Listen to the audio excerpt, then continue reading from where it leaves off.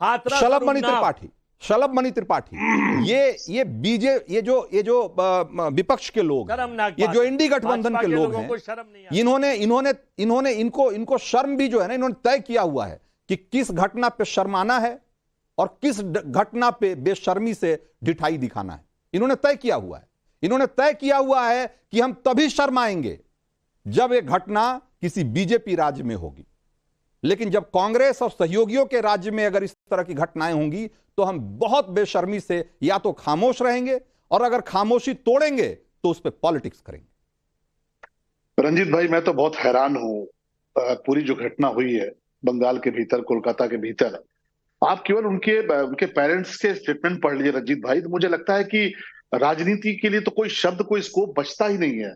उनके माता पिता ने जिन बातों को कहा है, मुझे तो कहते हुए बड़ा बहुत मेरे रोंगटे खड़े होते हैं। वो ही कहते हैं कि पहले इस घटना को आत्महत्या बताया गया, उसके बाद जब मिलने गए, डेड बॉडी देखने गए, तो उनसे कहा गया कि केवल आप एक पिक्चर क्लिक कर सकते हैं, हमारे साथ ठीक से बर्ताव नहीं किया गया। और उसके बाद उनके फादर कहते हैं कि जब मुझे अंतिम बार देखने को कहा गया, बेटी को देखो, तो बच्ची के शरीर पे कपड़े नहीं थे, मतलब कपड़े तक नहीं थे। ये एक पिता कहता है जिसकी बेटी के साथ इतनी बर्बरता हुई है रंजीत भाई, जिसकी बेटी की गैंगरेप के बाद हत्या हुई है, उसको आत्महत्या का रूप दिया गया। वो पिता कहता है कि मेरे साथ पुलिस ने ठीक से व्यवहार नहीं किया, प्रिंसिपल ने झूठ कहा कि आत्महत्या हुई है, और आखिरी बार जब बेटी को देख रहे हैं उस स्थिति में, वो कहते हैं कि शरीर की हालत वो हो रखी थी कि मतलब जैसे लगता था कि कोई खिलौना हो जिस प्रकार से तोड़ रखा था। 90 डिग्री पे पांव टूटे पड़े थे। और उन्होंने जो कहा है रंजीत भाई, मैं नेशनल टीवी बोलना नहीं चाहता क्योंकि मेरी अंदर की इंसानियत उसके लिए मुझे अनुमति नहीं देती। एक बेटी की डेड बॉडी पड़ी और उस पर कपड़े तक डालने की जिम्मेदारी बंगाल पुलिस ने अपनी नहीं निभाई, वहां के प्रशासन ने नहीं निभाई। मैं कहता हूं ठीक है अजय भाई, हाथरस जब हुआ, हाथरस पर बिल्कुल चर्चा होनी चाहिए, खूब आप गालियां दीजिए जब देनी हो। जब काशी हुआ, आपको खूब गालियां देने का हक है। जब कोई घटना मणिपुर हुई, खूब पोस्ट लीजिए, लेकिन शर्म नहीं आती। हम आज इस घटना को लेकर इस प्रकार की ओछी राजनीति करते हैं। और अजय जी, मैं आपको कतई दोष नहीं दूंगा, शर्म तो आपके नेता को आनी चाहिए, राहुल गांधी को आनी चाहिए। ये आज जब चर्चा इस पर होनी चाहिए और कोई राजनीति नहीं कर रहा, ये तो सब कोई कह रहा है न्याय होना चाहिए। आज जब ये बात हो रही है कि बंगाल की बेटी के साथ न्याय होना चाहिए, एक डॉक्टर सुरक्षित नहीं है, तो आपका नेता हाथरस की चर्चा करते हैं, उन्नाव की चर्चा करते हैं, पूरे मामले को डाइवर्ट करने की कोशिश करते हैं। इससे ज्यादा घिनौनी बात क्या हो सकती है रंजीत भाई? मैं तो हतप्रभ हूं। जो कुछ हुआ है आप उठा कर देखिए, पुलिस कहने तक को तैयार नहीं कि रेप हुआ, मतलब उनके पेरेंट्स कह रहे हैं, अभिभावक कह रहे हैं कि रेप हुआ। कोई भी अगर कहते हैं, एक अनपढ़ आदमी भी देखता है तो समझ जाता है क्या हुआ है। रंजीत भाई, आप तो पत्रकार हैं, सीनियर जर्नलिस्ट, हम लोगों ने भी पत्रकारिता की है। एक अनपढ़ आदमी भी देखता है, समझ जाता है क्या हुआ। लेकिन पुलिस ने धारा क्यों नहीं बढ़ाई? पुलिस ने रेप की धारा क्यों नहीं लगाई? क्यों आपने तब तक इंतजार किया जब तक आपको लगता था कि पोस्टमार्टम में भी चीजें मैनेजमेंट हो सकता है? और अब पोस्टमार्टम में मैं भी डॉक्टर की बाइट सुन रहा था आप ही के चैनल पे, वो पोस्टमार्टम में डॉक्टर ने जो सीमेन को लेकर तमाम सारी चीजें कही है, मैं तो बोल भी नहीं पा रहा हूं। उनका कहना है, स्पष्ट कहना है, एक डॉक्टर कह रहा है कि बहुत बड़ी संख्या में लोग थे, एक व्यक्ति नहीं हो सकता। कितना समय है? एक देखिए फिर आ गए, आएंगे हम, अभी आपके पास आ रहे हैं बादल देवनाथ, ज्यादा सवाल आप ही से बनते हैं, आएंगे आपके पास, धैर्य रखिए। बादल देवनाथ जी को चिंता ये है कि कम्युनिस्ट पार्टी की जो कॉलेजेस है वहां पे धरना हो रहा है, हमारे कॉलेजेस में धरना नहीं। आपको धरने की चिंता है जब एक बेटी के लिए नहीं बोलने दीजिए, इंसाफ की चिंता नहीं है। बिल्कुल बिल्कुल। जरा आज हमारे साथ बहुत सारे मेहमान हैं, तो जरा जल्दी जल्दी करना पड़ेगा। हम जरा डॉक्टर राहुल भार्गव के पास जाएंगे। डॉक्टर राहुल भार्गव भाई, अस्पताल में डॉक्टर सुरक्षित नहीं है, ये बात तो है ही, लेकिन एक महिला मुख्यमंत्री के शासन में एक महिला के साथ इतनी बर्बरता हो जाती है और उसके बावजूद लोगों को सड़क पे उतर के इतना धरना प्रदर्शन, इतना आंदोलन करना पड़ता है, तब भी इंसाफ की उम्मीद नहीं जगती। कैसे कैसे देखा जाए इसको? रंजीत जी, आप 2012 में जाइए, निर्भया केस ने इसी प्रकार से देश के दिल को दहला दिया था। उसके बाद जो संशोधन हुए, उसके बाद जो चीजें पार्लियामेंट में बात की गई, क्या उसके बाद इस देश में रेप होने कम हो गए? 2020 में शायद एक समय था जहां पे 60 केसेस पर दिन आते थे, 2022 में 87 केसेस पर दिन आते हैं। वो महिला मुख्यमंत्री हो या नॉन महिला मुख्यमंत्री हो, ये वो बीजेपी कांग्रेस हो, बीजेपी सरकार हो या कांग्रेस सरकार हो, आज हम ये चर्चा ये करने नहीं बैठे कि वो टीएमसी की सरकार है, बीजेपी की सरकार है या कांग्रेस की सरकार है। मुद्दा इस बात का है कि देश में 2012 के बाद 78वें स्वतंत्रता दिवस पे क्या महिला सुरक्षित है?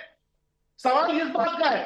क्या टीएमसी की एक भी महिला सांसद जो बड़ी बड़ी बातें करती है उसने ये बात कही कि घिनौनी हरकत थी और हमें इसके लिए सख्त से सख्त कार्रवाई करनी चाहिए? दूसरा मुद्दा, क्या सरकार ने इंप्लीमेंटेशन लॉ बने, पार्लियामेंट में लॉ बना, चीफ जस्टिस ने बोला, क्या लॉ ने इतना डर भय पैदा किया लोगों में कि ऐसा घिनौनी काम करना बंद कर दें? और आज हम बात करें मणिपुर की, हाथरस की, काशी की, एक गलती करे तो दूसरी भी गलती करेगा, ये महिलाओं को देंगे। आज जब वोट मांगने जाते हैं बीजेपी हो, कांग्रेस हो, टीएमसी हो, कहां जाता है? झूठ बोलते हैं महिला सुरक्षा के बारे में। बिल्कुल। डॉक्टर की सुरक्षा, उस अस्पताल में कहां थी वो सुरक्षा?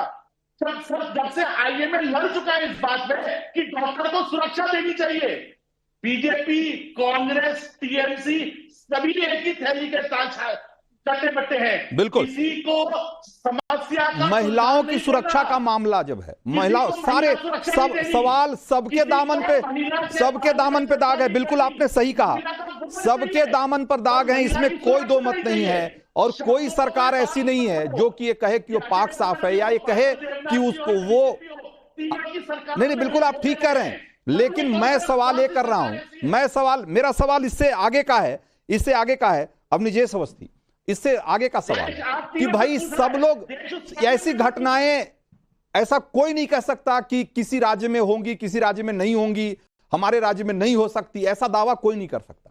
क्या मालूम कहां कल को कौन दरिंदा कहां किस ताक में बैठा हुआ हो, कब कहां कौन सी घटना को अंजाम दे दे। सवाल यह उठता है कि जब सरकार ऐसी घटना, इतनी विभत्स घटना होने के बावजूद भी ऐसा लगता है कि वो आरोपी, वो विक्टिम के साथ नहीं, वो पीड़ित को इंसाफ देने से ज्यादा उसे अपने इमेज मैनेजमेंट की चिंता है, उसे इस बात की चिंता है कि उसको कैसे करके मामले को ऐसा रफा दफा करा दिया जाए कि इसमें मेरी कम से कम किरकिरी हो, हमारी इज्जत कम उछाली जा सके। और उनके सहयोगी पार्टियों की चिंता यह हो कि भाई कैसे इसको ट्विस्ट किया जाए कि इस पूरे मामले को जो सत्ताधारी पार्टी है उसके साथ जोड़कर इसमें अपनी राजनीतिक रोटी सेक ली जाए। ये इस तरह की जब सियासत होती है तब सवाल उठता है कि भाई ये इनकी प्रतिबद्धता क्या है महिलाओं की सुरक्षा को लेकर। रंजीत जी, आपने बिल्कुल ठीक कहा, घटनाएं लगभग देश के हर प्रदेश में होती हैं, लेकिन जो लोग हाथरस और उन्नाव की बात करते हैं, मैं उत्तर प्रदेश की बात करने को तैयार हूं। घटनाएं वहां भी हुई हैं, लेकिन मैं बिल्कुल बिना किसी इफ एंड बट के ये कहना चाहता हूं कि क्या उत्तर प्रदेश में इन घटनाओं का जो सॉल्यूशन है, जो सजा है, वो कितने % मिली और बाकी प्रदेशों में कितनी मिली। घटनाओं को रोकना एक बात है, घटनाओं के होने के बाद बहुत ही जबरदस्त सजा देना वो उससे ज्यादा जरूरी है, ताकि इस तरीके की घटनाओं को कमी हो सके। एक बात। दूसरी बात, ये जी बड़ी महत्वपूर्ण बात है, मुझे हैरत होती है कि जो यहाँ पर बताया जा रहा है कि जिस बर्बरता से, जिस निर्ममता से, शायद हैवान भी कभी शायद ऐसा ना करता हो, ऐसा होने के बाद किस पुलिस वाले ने ये कहा कि ये सुसाइड का केस लग रहा है, उसके खिलाफ क्या कार्रवाई हुई है?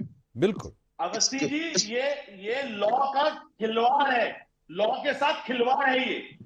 मैं इसीलिए कह रहा हूँ, सुनिए राहुल जी, सुनिए, वो सबसे पहले जहां पर घटना हुई है, अगर मान लीजिए सुसाइड भी होता है तो वहां के प्रिंसिपल से सबसे पहले उसका स्टेटमेंट लेना चाहिए था।